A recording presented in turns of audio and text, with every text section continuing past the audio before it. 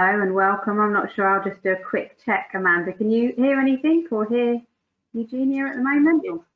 I can hear you, yes.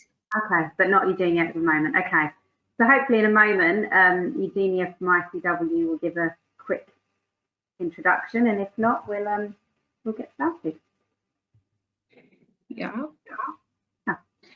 Hello everyone. Welcome to the webinar organized by ICW. Today we will have two speakers, Amanda and Geraldine. After their presentation, there will be a Q&A section, and you can type the question in the text box. Now I will pass it to Amanda. Thank you.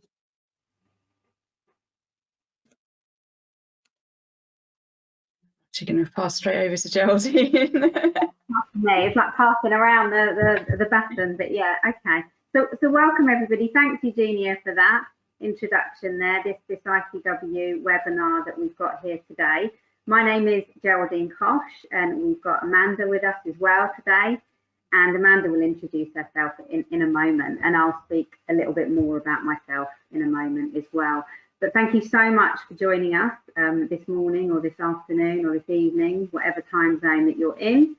Just a few things to run through really quickly. I know Eugenia has already explained about questions and answers at the end. For sure, feel free to add those questions into the chat function. Hopefully you can see that on the screen and you can use that. Feel free to test it. You can put a test in there if you just want to make sure it's working. We want to make this as interactive as possible. I've already quizzed Amanda about every cosmetic in my house, and I've actually got a nice pile in front of me. So I'm more than happy to talk about it from my perspective and a consumer perspective. But I think it would be great if all of you attending could write a question. You know, we want to make sure that you get the best out of this session. So feel free to add the question at any point throughout the session.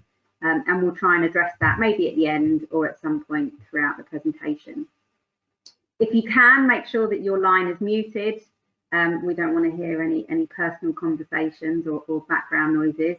I'll do the same when I'm not speaking, so hopefully we'll hear Amanda very, very clearly. The webinars are being recorded. If you have any issues about that, please let us know. You can contact us directly via the email that's there on the web in front of you on the PowerPoint, or please feel free to put a note in the chat function.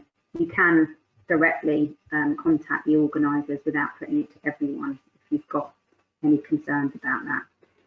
So moving on really quickly, in the next few slides, what I'm going to do is talk about ICW in general and the services they offer.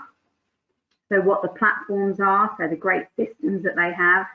And as you can see here on this slide, this is a high-level introduction really to the systems. If you haven't heard of ICW or you haven't seen the systems, I would highly recommend just going to the website. These are free systems, and that's what got me so excited about them when I was first introduced by Gary and the amazing team. Not only the fact that are they free to use, but the user interface, the actual way of using it. I'm not massively technically savvy, but they are very, very simple to use, very easy, very quick. And when we're trying to manage the complex world of compliance, it's really helpful having that tool that's there to support you in that. So they can be split up really into a few different systems, but high level, they've got a system that helps with compliance and quality management overall, that can help when you need to access or store documents, help manage that whole process. Or they have some specific services on the testing, inspections and certifications, which I'll show you a few examples on the next few slides. And one of my personal favourite ones is the next one, which helps you with inspections. So on the following slide, you'll see that there is this system, which you can go online now. You can do it during the webinar or after, and you can actually search for where in whatever region you're looking at, can you get an inspection completed? And it pops up, if you can see on the right of that slide, and it gives you a price, a bit like the Trivago system when you're booking a hotel. Remember those days when we could do those things and travel? And then it gives you an idea of the different services, and there's also the star rating on there. So that's really important, is getting feedback from the customers that use the service of whatever inspection company it is. it's very lab agnostic that way, that it, you know, got very different people that they work with and getting really great feedback from the users. And the last slide on the ICW system that I'm going to show you very quickly before I introduce myself is about the testing. So if you've got lots of products that you need testing, what you can do is you can query the website. It doesn't come back straight away like the inspection system. It will actually come back within a certain time frame, within a day or so, giving you information about the different labs that are out there and what testing can be completed for what price. And again, the same thing is there with the feedback system, which I think is really important, and we're all getting very used to reviews, etc. So that's the system. Any questions on the systems, feel free to put it in the chat. Amanda and I and the ICW team won't feel so lonely if you're talking with us, so feel free to do that. So this is me very quickly, just going to introduce myself. So I am actually a product safety expert, and I've been working in product safety for over 16 years. I've done lots of training, and we've done quite a few webinars here with ICW, which is really great. Current activities, just out of interest to give you an idea of what I'm working on an injury data collection project. So that's really important, you know, even if we're looking at cosmetics, for example, like we are today, to understand what injuries have happened in the past is really important for learning. So that's a project I'm working on. I'm also a technical author for a PAS, which is a publicly available specification. It's under the BSI, so the British Standards Institute umbrella of standards that they have, and that's actually on button and coin batteries, so the small batteries that you see in products. And I also work with BSI as a consumer rep and work with many companies as well, but I can't mention those for confidentiality reasons. So moving on quickly, I'm going to pass over to Amanda, who's going to talk about cosmetics, and I'll interject at points and ask questions. So over to you, Amanda. Thanks, Geraldine. Okay, so I'm just going to start off by introducing the business that I work for and also a little bit about me. So I work for a company called Bloom Regulatory. We are quite a new business. We were formed last year in 2019 by our founder, Olivia Santoni. Olivia used to be the Director of Regulatory Affairs for the UK Trade Association, and prior to that was also working at the French Trade Association. But she set up the business to be able to offer bespoke regulatory and strategic advice for cosmetics primarily, but we also work on beauty supplements and a number of other product types as well. I've listed here some of the example projects that we've been involved in recently, but primarily we work in the complex areas such as borderline products, helping to position people's products into the right framework that they want to follow, and also things like CBD containing products, so quite unusual niche areas. I myself also worked at the UK Trade Association. I was there for 21 years, so I've now clocked up 22 years in the industry, working under various regulatory, scientific and technical areas, but I'm also the trainer for the UK enforcement officers for cosmetics.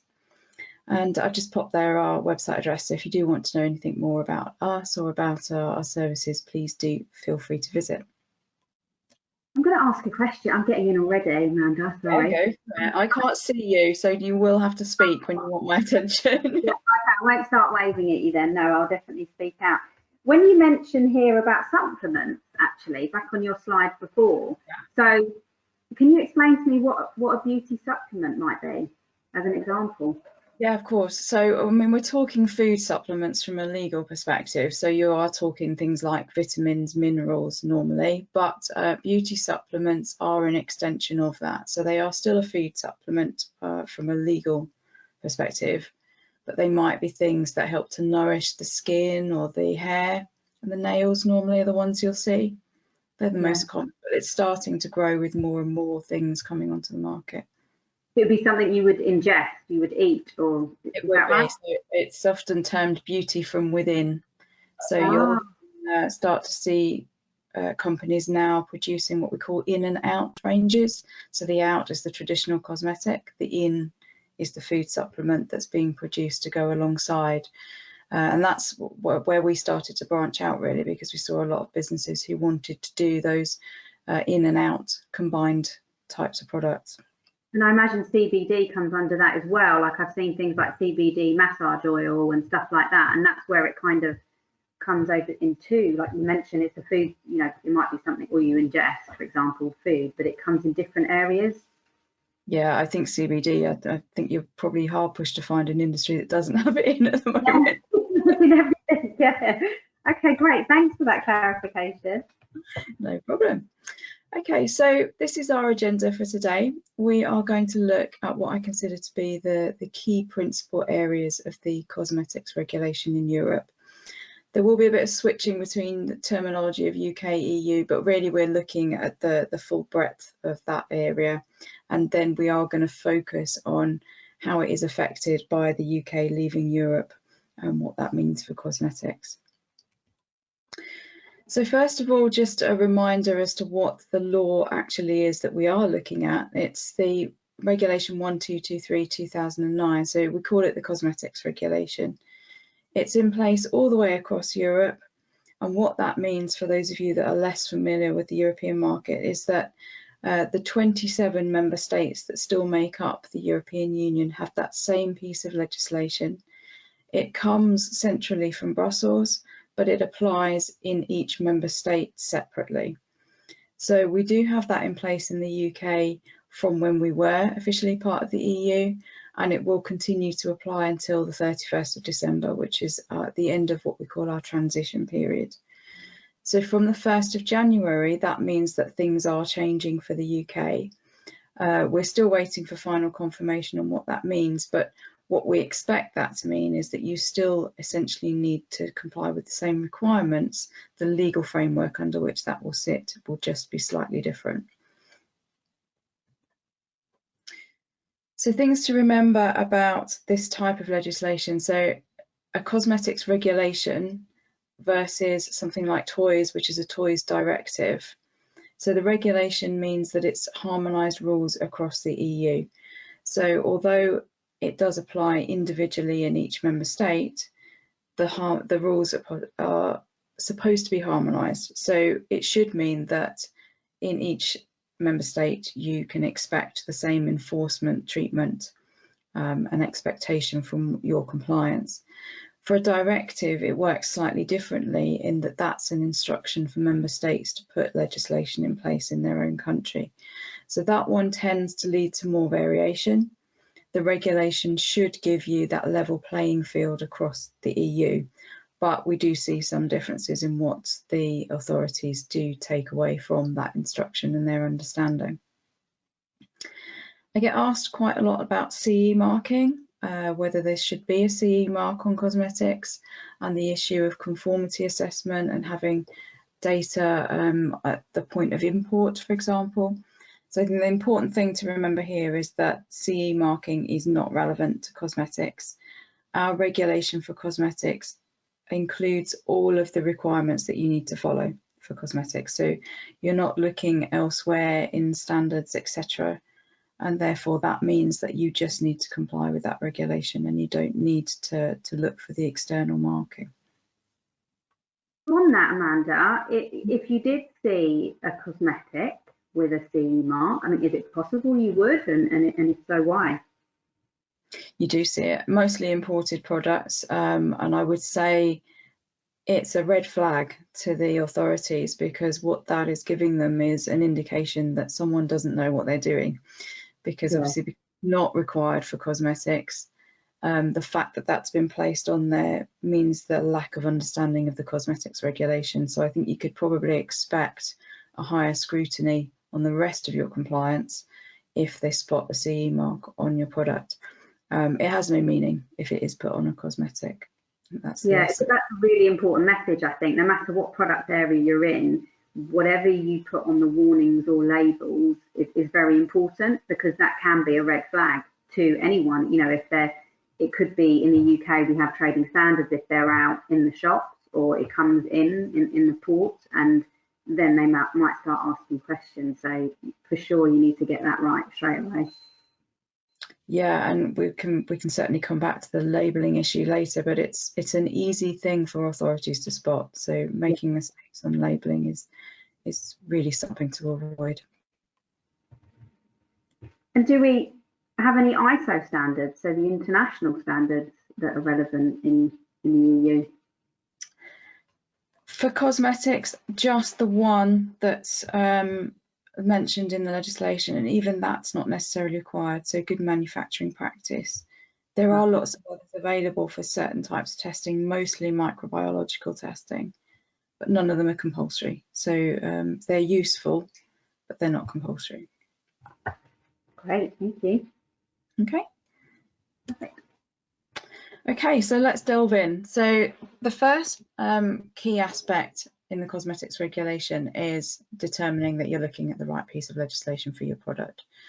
So first of all, looking at the definition of what a cosmetic is. So I've given you the full definition here on the screen, but I've highlighted in blue the 3 parts that are the important aspects. So first of all, it has to be a substance or mixture. Second, it needs to be applied to the external parts of the human body. That in itself is an important aspect, the human body. And then exclusively or mainly with one of the functions. So when we talk about a substance or mixture, that might seem fairly obvious, but really what we're trying to say here is it's not an article. So it's not an item, it is a formulated product. Going to the external parts, so we have the list of external parts that are allowed. And as I said, human is important. You would not believe how often you get questions about cosmetics for pet products. Pet products, not a cosmetic, it's not human body. But also looking out for other subtle differences that you might not immediately think of. So if we were to think about the area of the eye, you might put an eye cream around the outside of the eye, which could be a cosmetic. But if you're placing drops on the inside of the eye, that is a different area of application. So it's not an external part of the body. So then that product couldn't be a cosmetic. And then finally, the function. So again, you've got them listed here, and it has to be the main or the exclusive function of the product. But if you don't have any of these, then it can't be a cosmetic, because the fundamental principle with this definition is all 3 parts work together. So you must be a substance or mixture, you must be on the external parts of the human body, and you must have one of those functions as well. So if any one of those is missing, then it can't be a cosmetic product. So what about things like false eyelashes, Amanda? So that would be an article. So that's something that you stick on with glue, for example. So it's not covered by the substance or mixture. The grey area there, of course, could be the glue that you're using. Technically, it doesn't have a cosmetic function, but a lot of the member states would like it to comply so that they know it's safe to be applied to the skin. So there are things that are expected versus things that would be in the regulation with products like that by nature of the glue rather than the actual item. Yeah, and I guess it's just about kind of risk assessment really, and making sure the product's safe for use, right? If you have anyone that complains or has a comment on it, you can defend yourself by saying, well, actually, we did X, Y, and Z to ensure it was safe. Might be a good idea. Yeah, things like false eyelashes usually come under general products. So obviously you do have a safety requirement when you release that product onto the market. Yeah. And a good way of ensuring something that's touching the skin and is formulated like the glue is to go to the next nearest piece of legislation and see what the restrictions are, for example, on what you can't use in there and how safety is assured. So a lot of people will follow the cosmetics regulation for things like that in any case to help them prove their due diligence. Absolutely. In terms of the definition, there are some things to watch out for. The main area to watch out for is don't become a medicine by accident. The medicines area is a very different regulatory framework. So I've given you some examples here where the presentation of your product can take you away from being a cosmetic. So the first one I've just popped on there, the pharmacy symbol. So you're implying perhaps that it's a medicine. Common claims that are often mistakes that are made: acne, eczema, anything to do with pain and inflammation, they're all considered medical conditions. So starting to make claims on those, you're going to have a problem with the classification of your product. Before and after pictures, that can be an interesting one, because see, it's quite a nice thing to do, especially with social media available. What you need to be careful of is pictures like these, where perhaps you might consider that the before picture is a medical condition like acne, and then you're claiming that the second picture has cleared up the acne. If it's just covered it like makeup, then obviously that's a different thing, and that would be a cosmetic.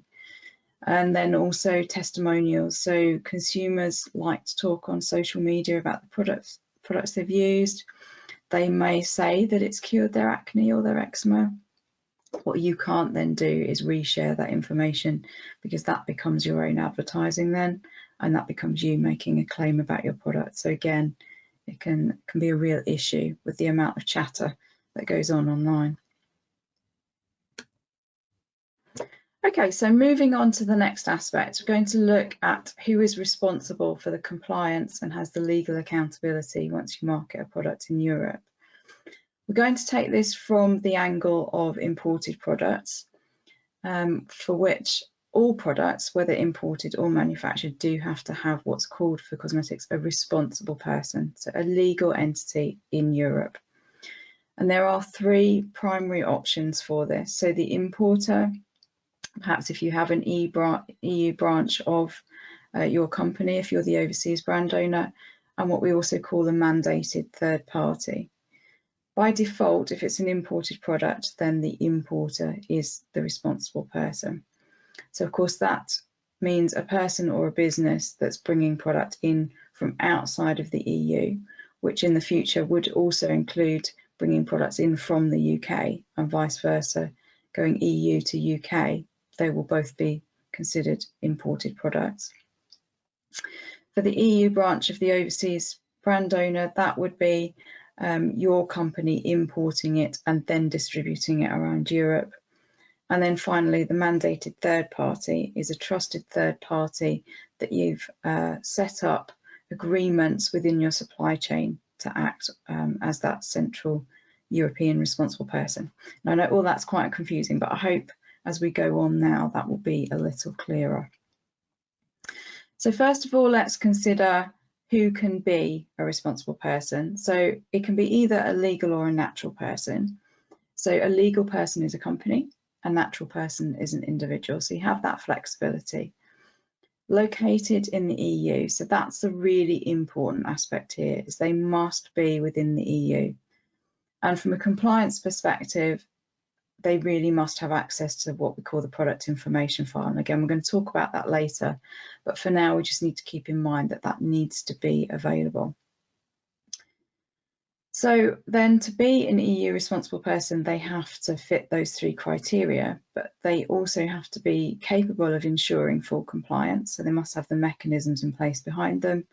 And of course, they must be willing to take on legal accountability, because that is what a responsible person is doing.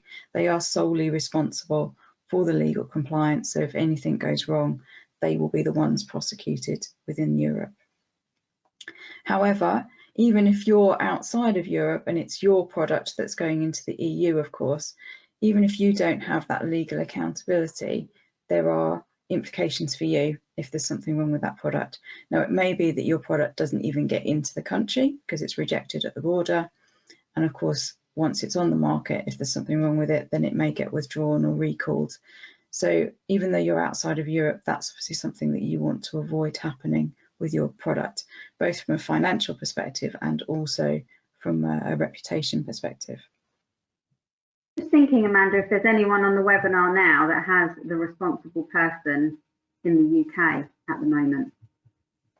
Yeah, shall we come back to that at the end? Is that okay? Yeah. Cover that in the Brexit bit, and we can talk a little bit more about that. Brilliant. Yeah. So one of the options we have is to use what's called a mandate. This is a specific provision in the cosmetics regulation, and as far as I'm aware, the cosmetics regulation is the only one that has this written in. And this is basically attractive to, in particular, imported products, because as an overseas brand owner, because you're not located in the EU, you cannot be a responsible person. So someone else has to do this for you. And by choosing this single mandated third party, it allows you to fulfill your legal obligations, but it also gives you some control still over your product. So it allows you to control where your intellectual property, so your product information file, is going and who holds it. It allows you to simplify your label designs by having just one address on there, and we're going to look at this in more detail in a second. But it also provides some clarity to the authorities. So if they are not sure who is legally responsible, then this mandate helps them to know who to go to and who to prosecute in worst case scenario. So if we go backwards a second and look at what the situation would be for an imported product if you did nothing in terms of mandate. So here we have a product originating in Hong Kong. It's being imported via 4 different routes into the EU. Now you'll see 2 of them actually are even in the same member state, so both in France. But what we have here is 4 importers sourcing the product directly from Hong Kong and bringing it in independently of each other. And what that means by default, because they are all importers, is that they are all a responsible person. So they must, each of them, have their name and address on the pack of the products they're responsible for, and they must have a copy of the product information file available to the authorities. From a logistical point of view, that might mean that you've got one single pack with 4 different addresses on it, or it might mean you're producing 4 different packs for these importers, each one with its own address on, which obviously is a little bit of a logistical nightmare. So the option in the cosmetics regulation to use a mandate helps to control that for you and hopefully make life a bit easier. So we've got this exact same scenario at the beginning. We've got the product originating in Hong Kong coming in via 4 different importers.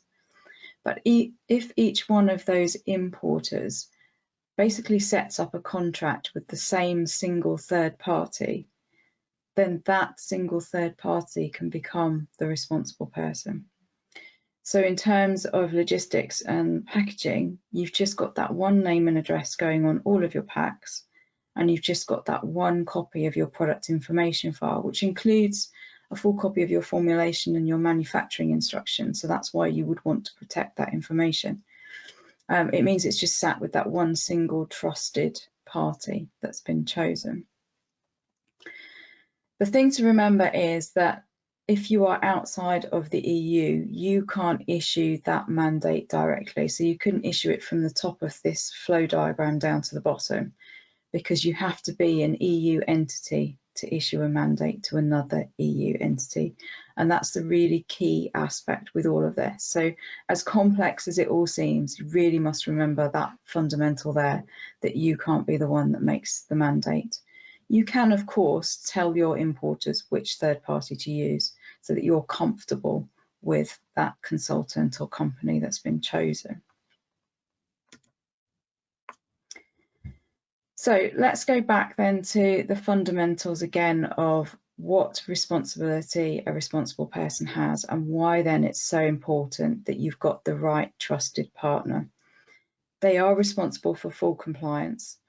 So as I said earlier, if you're outside of Europe, you will not be the one who's prosecuted, but of course there are the other implications for your product if there are issues. The one who would be prosecuted is the responsible person, and they are responsible for all of these aspects. So making sure the formulation is compliant, all aspects of safety, labeling, notifying your product, product information file, handling consumer complaints, and I would hope feeding that information back to you as the brand owner, and dealing with any enforcement issues. And we're going to look at these aspects as we go on. So if you are outside of the EU and you don't want your importers to each be a responsible person, you can use that mandate option. Now you might be thinking, okay, so I need to source a consultant that can do that for me within the EU or within the UK. So I will be totally upfront with you now and tell you Bloom Regulatory doesn't offer that service. although we can help to put you in touch with some trusted partners that we know of. But if you are wanting to do that yourself and setting up your own office, then we can help support you and act on your behalf in the UK with the enforcement authorities. Or if you need to set up the mandates and you're not sure what you need to put in there and how that particular arrangement works in that flowchart, then again, we can help you with that aspect if you get in touch. E-commerce, the important thing to note in the EU is it makes no difference whether you sell online or you sell in traditional physical shops and stores. The rules apply the same. So the cosmetics regulation applies to every single product that goes onto the EU market, and it is considered to be on the EU market generally if you're targeting EU consumers. So some of the indications that they might look at as an authority is, are you offering shipping to that particular country? Have you offered it in their language that they can read the website? And also currency. So they're quite basic aspects, and it's not a foolproof method of determining if you've marketed to that member state, but it will give them a good indication of whether you should have made your product compliant with the EU. Amanda, if I may ask in here, what about if somebody buys direct from a website that's outside of the EU? Yeah, so really those key indicators that I just mentioned would be something that the authority would look at. So might look at things like language to see if you were targeting, let's take France as an example, where you would expect that consumer to want to be able to read the website in French. If you've done that, if you've translated your website for them, the shipping's available, that you may even have converted the currency for them into euros, then it would be difficult to argue that you hadn't targeted that consumer directly. If you haven't got an EU name and address on your pack and you don't have a product information file available in Europe, then actually what you've got is a non-compliant product. So you would have to withdraw it from the market if you were caught. Right, thank you. Okay, so moving on, safety is something that underpins the whole of the cosmetics regulation really, but we do have a specific provision in the text under Article 3, and I've given you the text here. You can see we're looking at normal and reasonably foreseeable conditions of use. So we're not looking at being safe if a consumer misuses the product, but we do have these specific provisions that we must consider when we're looking at safety. And the one I think that perhaps is less obvious but is called out specifically is this Directive 87357 EEC, which is on food imitation. So if your product could be confused as being a food item by, for example, children or the elderly, then if it's in breach of this particular directive, it would be considered unsafe under the cosmetics regulation. So you wouldn't be able to market that product, or it would be withdrawn from sale if it was deemed to be unsafe as after you placed it on the market.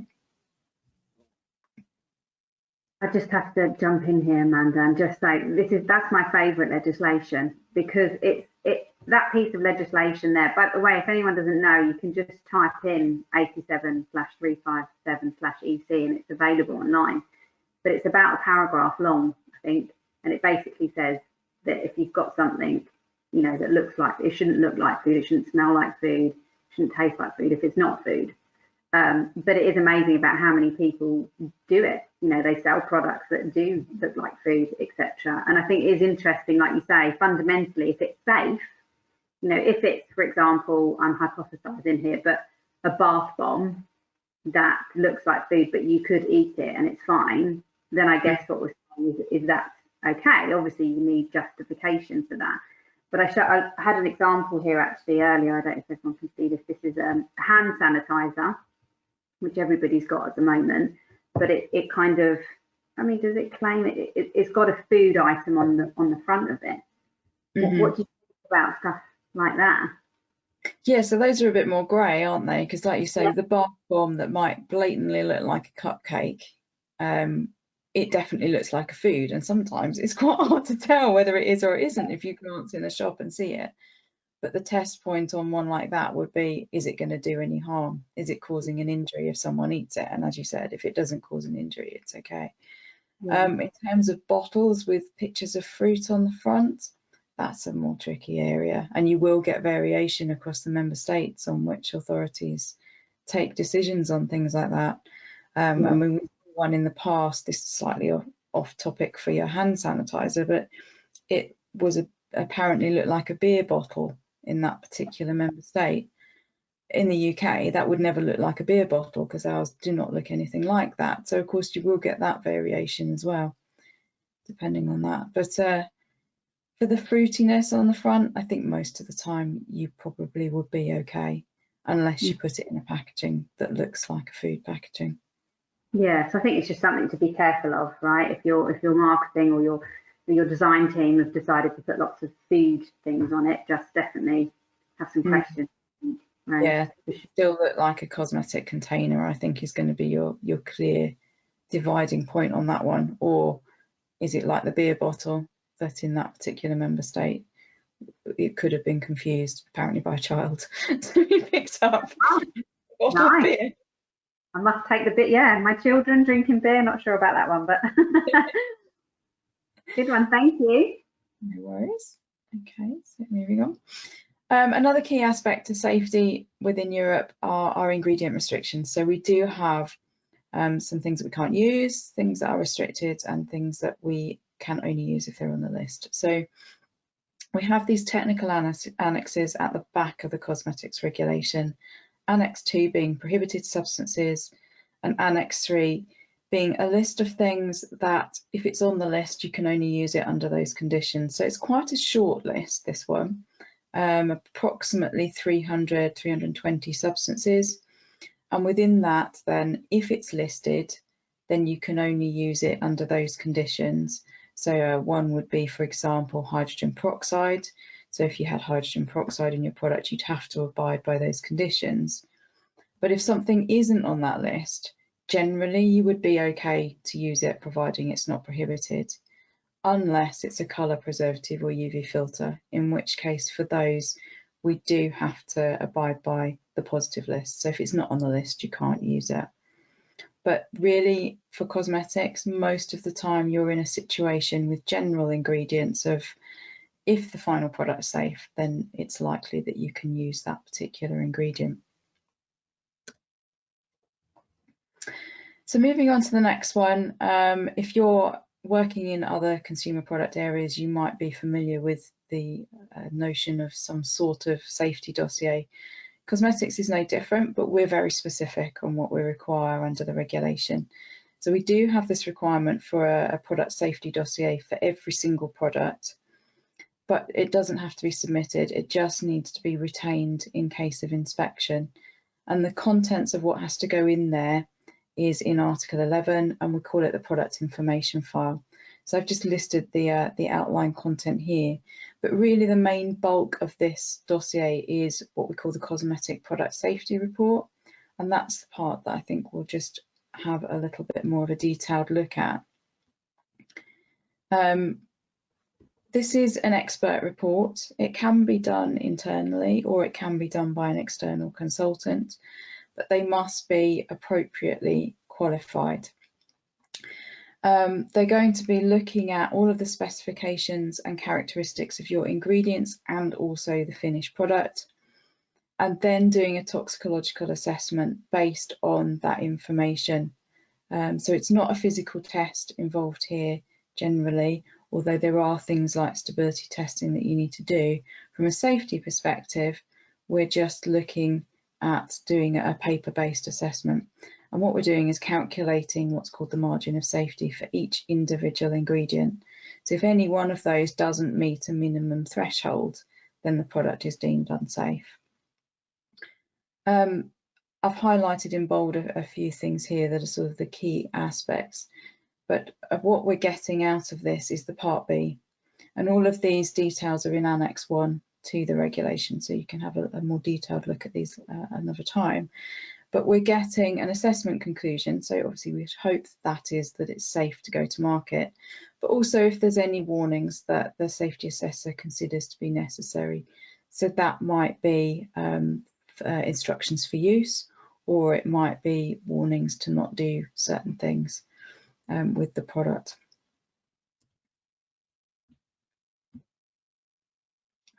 Apologies, there we go. Move on to the next slide. The next aspect that I wanted to look at is notification, and the key element on this one is to realise that in the European market, it's post-market surveillance. So what that means is there's no pre-registration for cosmetic products. What we have to do as a responsible person is notify, again, each individual product, and that must be done prior to placing on the market. But essentially that could be the day before, because there's no feedback required from the authority. Once you've done your notification and providing all of your other compliances in place, then you're good to go. Within that notification, we're looking at putting online for the authorities a copy of the formulation, or there are some outline copies that you can use as alternatives, a copy of the artwork, and then letting the authority know if we've got any nanomaterials, carcinogenic substances, whether our product is imported, and also whether it's intended for children under 3. So that is all uploaded before going on the market, and as I said, for each individual product. For the EU, we have what's called the Cosmetic Product Notification Portal, or CPNP. But to get to that website, which is the third one on the list here, as a new user, you have to go through 1 and 2 first. So you've got to set up your own individual login, then a company registration, and then you can go through and do the products. Once you've done the first 2 the first time, then obviously you'll be jumping to the third one each time. But do remember that as a first-time user, you do need to go through in order. For labelling, which I know is Geraldine's favourite, I think, on these, there are mandatory pieces of information that you do have to put on your pack. So I've given you the list here. So we talked earlier about the responsible person. So of course, the name and address that we've already discussed. Product function, if it's not obvious from the presentation of the product. So what the product is, shampoo, conditioner, etc. So the consumer knows what to do with it and what they're buying. If it's an imported product, then the country of origin. Content marking, so your weights and measures and volume or weight. Best before date, or in Europe you can also have an indication of period after opening. Your ingredient list, a batch number, and of course any warnings that are needed to make sure that the use of the product is safe. If we go back and look at the ingredients in a bit more detail, every product has to have an ingredient list on the packaging or nearby if it can't be placed on a small pack. We use the system in the EU called the glossary, which is essentially the inky names that you might be familiar with from other markets as well. So the international nomenclature of cosmetic ingredients, INCI, is transferred into the EU glossary. So you can look them up in the EU glossary. We put the ingredients in descending order of weight, but anything under 1% you can put in any order. And then at the end of the list, you can put all of the colours regardless of concentration using their CI numbers. But we also have a requirement in Europe for 26 so-called fragrance allergens. And if those are present in your product, even if they're coming from perhaps natural extracts that you've got in there, you must declare these as well. And again, they're usually at the end because they're also in small concentrations. And it's easy then for someone to spot if they have an allergy. In terms of that information in the EU, we don't have specific requirements on where you have to put it other than on the pack. It must be visible, legible and indelible. So with the general information, there's no requirement on font size except for the content marking, which is coming from other legislation. So there is a minimum font size for that. All of the information except the ingredients must be both on primary and secondary. So if you have, for example, a tube of cream that's sold inside a carton box, then everything needs to be on both parts except the ingredients list, which you can just put on the outer carton box. Obviously for something like a shampoo that you might only be selling in one layer of packaging, so the container that is surrounding the shampoo, then everything has to go on that one layer of packaging. And the real challenge in Europe really is the fact that we do have 27 member states with over 20 languages. So although we have a central piece of legislation, something like a warning will need to be translated for the local market. So if you've got warnings on your pack, keep that in mind. If you're marketing, for example, in France and Germany, where the languages will differ, then your warnings would need to be in each of those languages. So that can be a challenge in terms of space on the pack. So moving on to the next one, this is a responsibility for the responsible person, but also if you're the main brand owner, this is something that you would want the information to be filtering through to you as well. So it's not just about legal compliance here, it's about having a safe product after launch as well. So we have two definitions in the cosmetics regulation: undesirable effects and serious undesirable effects. And essentially an undesirable effect is an adverse reaction from using a cosmetic product, but only through normal use of the product, not through misuse of the product. And then we have the serious undesirable effect, which is that same thing, an adverse reaction from normal use, but the outcome is different. So the outcome might mean someone has to stay in hospital overnight, or it might mean, for example, they've taken time off work because they weren't able to carry out their normal tasks.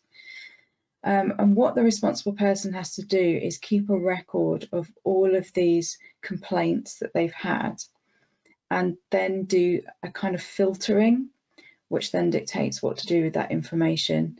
So this filter is called a causality assessment, and the causality assessment tells the company how likely it is that this reaction comes from the use of your product. And it's a scale through from it's not at all likely through to very likely.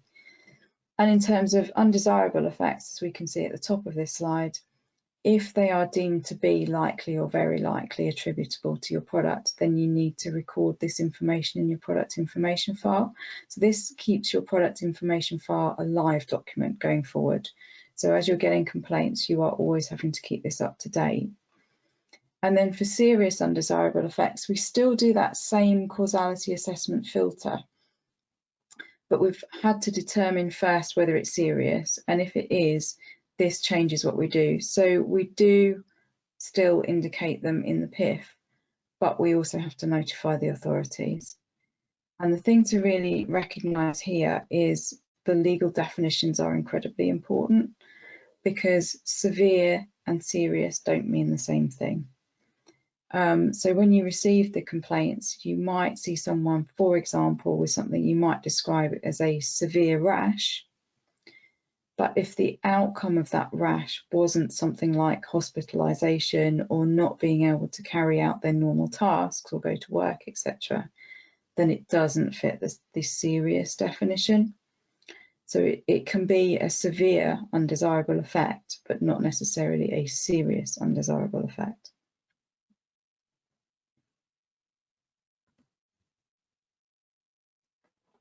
So moving on to claims, conscious that time is running away with us here. We've got common criteria within the cosmetics regulation. So essentially you've got 6 common sense approaches: legal compliance, truthfulness, evidential support, honesty, fairness, and informed decision making. In terms of claims and what you might see on other people's packaging, this creates some particular challenges. Free from claims, so things like free from parabens.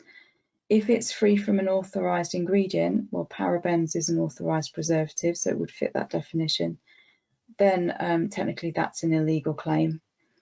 Hypoallergenic is a challenging claim because of the meaning of that and what a consumer expects in terms of it's not going to cause them any adverse reactions. It's a very difficult one to back up with data. And then finally, not tested on animals. Again, it's something that you frequently see, but the authorities are starting to be more strict about. And the reason for that is it comes under the first one, the legal compliance claims, because no product is allowed to be tested on animals in the UK or the EU. All you're doing there really is saying my product complies with the law, and you're not allowed to say that you comply with the law. But whatever claims you make on your product, you must always have the data to back up those claims, and that is a really big point within Europe, and in particular in some member states, they really do look into the advertising as well, not just pack claims, as to whether you've got robust data. And then finally, impact of Brexit.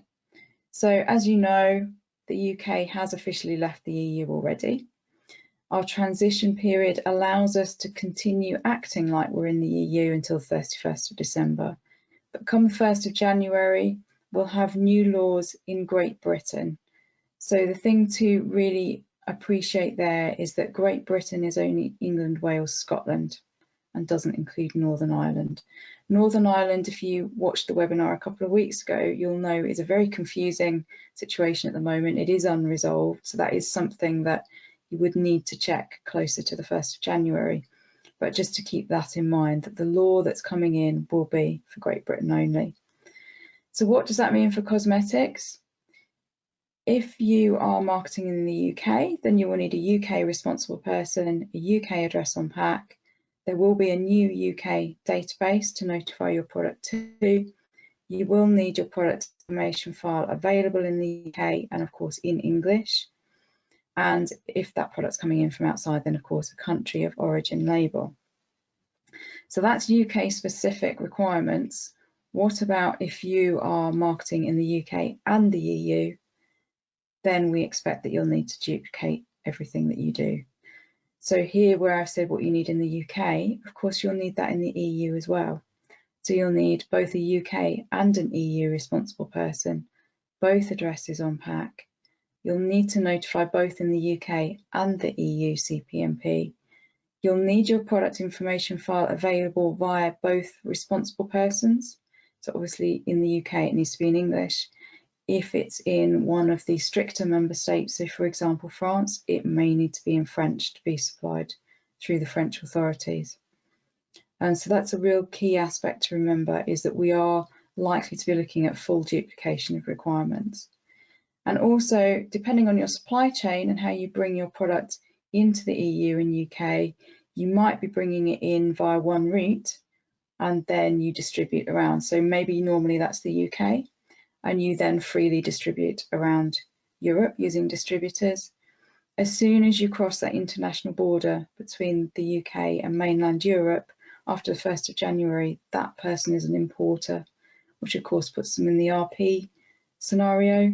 So that's definitely one to watch out for, that you are keeping that in mind, or perhaps you want to have a different supply chain route in future.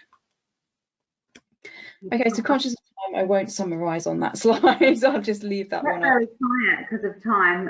I'm probably you probably realise that, and please do summarise. But I was just going to say really quickly that RP, you know, if anyone on the webinar now does have an RP that is only based in the UK or only in the EU, and they are supplying to both, they need to really, if they haven't done so already, factor in the fact that we are looking at a duplication. Things are uncertain right now, I get that, unless something happens in the next few weeks, but really think about that. So yeah, it's highly unlikely that the UK would ever allow an RP to be outside of the UK, and to be honest, the government are being quite clear about that. You know, we would really have to have full mutual recognition with the EU, which obviously isn't going to happen in 6 weeks' time. So yeah, real priority is making sure you've got those responsible persons in place in both markets. You have sell-through on products that you've placed on the market before the end of December, so you're quite lucky on that respect in both markets. But going forward, if the change you've got to make is for the EU, then you really do have to get it done by the end of the year, because your labelling would have to comply as well. There's no transition anymore on labelling for the EU. For the UK, if you're having to add a UK address onto your pack, there is likely to be another 2 years to change the pack, but you must have your RP in place on 1st of January and notify the product. yeah, wow, fun times. And I guess if anyone has any specific questions about that after this, they can contact you directly, which is yeah, really no great. problem. We can point you towards the relevant guidance documents, and hopefully in the coming 1 or 2 weeks, we'll get the government guidance specific for cosmetics as well. Yeah, the government website's really good, isn't it? I find it's really good, .gov.uk, and it has some really great, easy to read guidance, so highly recommend. Yeah, there's some really good stuff. The cosmetic one is really delayed, which is not helping, obviously, because it's very difficult to read the law, but hopefully we'll see that before the end of the month. Yeah, so we only do have 5 minutes left. We haven't had any questions come through that I haven't asked already. So this is where I get 5 minutes to ask questions about all my cosmetics now. But I was just going to ask one example, and this is a great summary you've got on the slide, and an absolutely great presentation. I found that so interesting. I think we're going to have to duplicate this, I think, because it's such an interesting topic, and you've given such great information there, I think. I had, I'm looking at the text actually. I think I'm getting old, but I'm like, I can't see it. That font size, I want to know what that is when I look. But I'm looking here at a nice deodorant that I have. And there was no, I remember the last time I met you a while ago when we were at a session, and I learned about this, I don't know what the technical word is now for it, but when you see 12M and the little, you know, container, is it the POA or the? It's the PAO, yeah, so the period after. Yeah. And I never knew about that, to be honest. You know, on sun creams, it's on all these things. It is really important, especially if you're, I mean, with the children now, I make sure I actually write a little date when I opened it.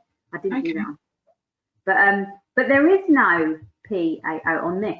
What does that mean then? Yeah, so the legislation is mutually exclusive on whether you would use a best before or a PAO. Right. So for products that go off quickly, it will be a best before. For those that last a long, long time, the PAO would then be the option. But actually, a lot of products, it's not relevant. So the one you just showed me there is an aerosol. So you don't technically open it, because you don't have contact with the product. So the product remains away from any dirty fingers that you might have at the time that you're handling it. So it protects it. So you don't need it on there. But also you don't need it on a product that will never become unsafe. Right. So a lot of cosmetics never ever become unsafe, especially if there's no water in there. So dry products. With the sun products, it tends to have a fairly short indication, like you say, 12 months is quite common. It's less with that one about it doing you harm. You could still apply that product and it's not going to do anything bad to you, but the UV filters might not be as effective the second year around, depending on how you've stored it, because you've probably taken it out in the sun with you. It's been left in the sun potentially for hours on end. It could have degraded what's inside. So the cautious approach is to replace a sun product every summer to make sure. Yeah, for sure. Well, I think, you know, that's been absolutely amazing. And we're now at the end of the webinar. So thank you so, so much. We have recorded this, which is great. I'm certainly going to be looking back at it. And you can refer to it if you come across any queries that you've got with your cosmetics. We will be sending it out with an email to you all. So I hope everyone enjoyed the session. And if there's nothing else from you, Amanda, I think we've probably worn you out now for the last hour. Everyone have a lovely evening, have a lovely day, have a lovely week, and stay safe. So thank you so much, everyone. Thanks, Amanda. Yes, thank you. Thank you everyone for joining the webinar. And if you have any further question, you can also send the email to emarketing@icw.io. Thank you. Thank you. Thanks all.